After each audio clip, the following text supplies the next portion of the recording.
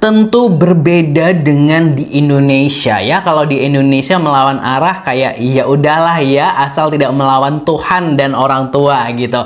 Tapi kalau di Malaysia ini berbeda lagi. Jadi hati-hati kalau melawan arah di Malaysia ini bisa didenda. Angkanya ini nggak main-main, hingga puluhan juta rupiah, yaitu 60 juta rupiah. Wah. Kenapa ini gue ingetin? Karena SIM Indonesia ini bisa banget digunakan di berapa negara ASEAN ya. Kayak hampir semua negara ASEAN ini SIM Indonesia ini udah bisa digunakan di negara-negara Asia Tenggara. Kayak ke Singapura kita bisa nyetir sendiri, ke Malaysia pun juga bisa, ke Thailand dan lain sebagainya itu kita bisa. Nah, jangan sampai deh gitu ya ketika saat ada di Malaysia habit buruk suka melawan arah dipakai, karena siap-siap bisa kena denda. Kalau kemarin kita sempat bilang bahwa sempat reaction ya informasi terkait meludah di Malaysia, ludah sirih gitu ya, buang sampah sembarangan itu bisa kena denda 8 jutaan. Kali ini terkait dengan ketika melawan arah. Kita akan coba reaction informasinya seperti apa dari laman Instagram Detik.com dan Detik Auto yang menginformasikan untuk kita. Kita coba reaction dan bagaimana komentar netizen. Jangan lupa subscribe Aksa Nation. Berbeda dengan RI, lawan arah di Malaysia bisa didenda 60 juta bos. Itu duit tuh, buat DP mobil bisa kali ya 60 juta. Itu ya, Detikers, ternyata aturan soal pengendara lawan arah di Indonesia dan Malaysia punya perbedaan yang cukup kontras. Di Indonesia pelanggaran ini dikenai sanksi yang relatif ringan. Sebaliknya di Malaysia lawan arah dianggap pelanggaran serius dengan ancaman denda besar hingga hukuman penjara. Oh, gitu ya, kita simak informasinya. Di Malaysia melawan arah itu pelanggaran berat berdasarkan Road Transport ACT 1987. Kegiatan melawan arah dikategorikan sebagai berkendara secara ceroboh dan berbahaya ya.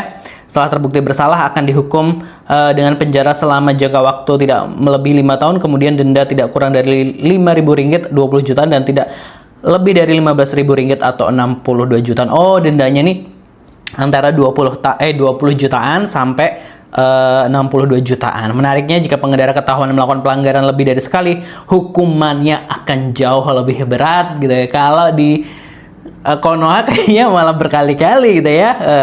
Jika melakukan pelanggaran kedua atau selanjutnya maka dihukum penjara selama jangka waktu tidak melebihi 10 tahun. Widih, dendanya naik lagi dari 41 jutaan sampai 82 jutaan. Bagaimana dengan Indonesia? Berbeda dengan Malaysia, sanksi lawan arah di Indonesia justru tergolong lebih ringan gitu, mengacu pada Undang-Undang Nomor 22 Tahun 2009 tentang LAJ. Itu hanya dikenai pidana kurungan maksimal 2 bulan dan denda paling banyak Rp500.000. Sebenarnya sih angka 500.000 kalau di Indonesia cukup gede juga sih ya, tapi kalau Malaysia ini nggak main-main, bisa sampai minimal 20 jutaan sampai 60 jutaan. Kalau ngelanggar kedua kalinya itu bisa 41 jutaan sampai 80 jutaan. Nah, lo gitu ya. Nah,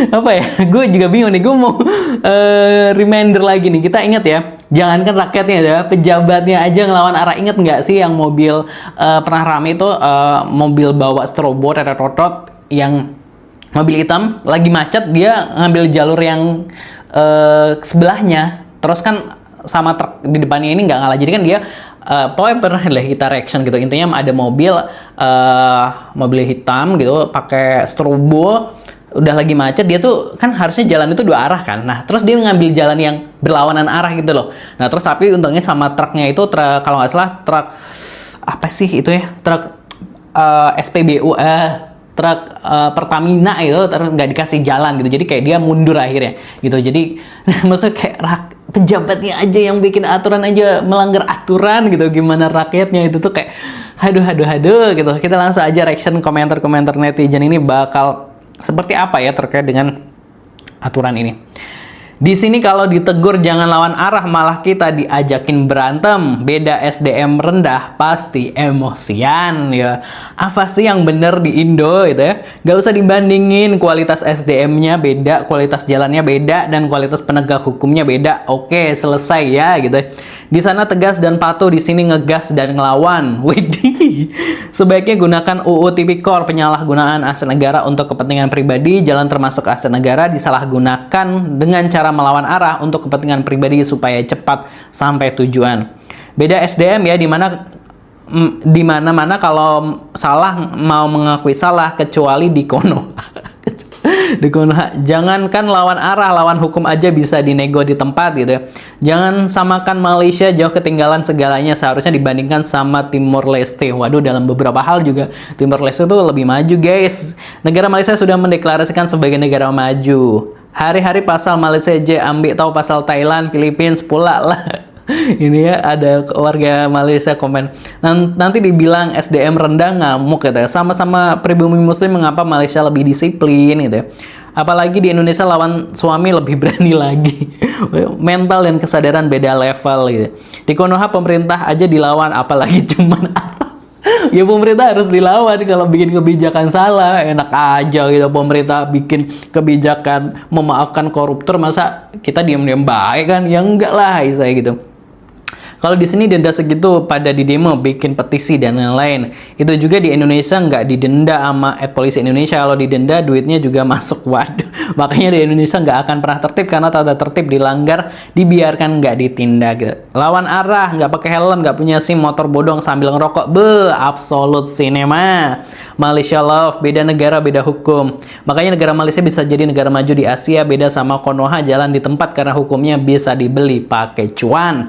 Kalau untuk kebaikan, jangan malu untuk niru kebijakan negara lain. Di sana hukum untuk dipatuhi, kalau di sini untuk dilanggar. Itu tadi ya komentar-komentar netizen. Sebenarnya ya, kalau kita lihat tadi Indonesia kan hukumannya dendanya nih 500.000 gitu ya. Sebenarnya kalau itu benar-benar diterapin, tentu orang-orang nggak akan ngelawan arah. Tapi ya faktanya kan emang nggak semua diterapin gitu ya. Kalau diterapin kan pasti bikin orang takut untuk melanggar. 500.000 tuh di Indonesia tuh gede juga. Kalau misalnya setiap melanggar kena 500.000 ya bisa boncos istilahnya kayak gitu. Jadi orang akan lebih baik nggak melanggar. Tapi kan faktanya juga hukumnya juga nggak begitu ditegakkan. Jadi ya melanggar terus, apalagi kalau udah lawan arahnya lewat trotoar itu kayak aduh, ini melawan arah di Indonesia ini udah kayak punya nyawa 9 nyawa gitu ya.